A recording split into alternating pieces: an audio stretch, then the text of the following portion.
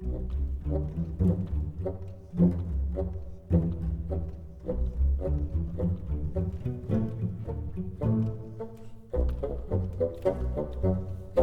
back to my channel. Today we're diving into the world of advanced game design in Scratch.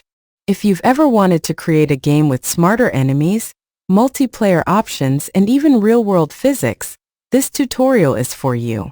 Make sure to stick around till the end to see how we put it all together. Let's get started. The first feature we'll be adding is Enemy AI. AI stands for Artificial Intelligence. But don't worry, it's not as complicated as it sounds in Scratch. We're going to program an enemy to patrol back and forth, and when it gets close to the player, it will chase them. We'll set the enemy to constantly move in a back and forth pattern using a forever loop. If the enemy touches the edge of the screen, it will bounce back and continue its patrol. But here's where it gets interesting.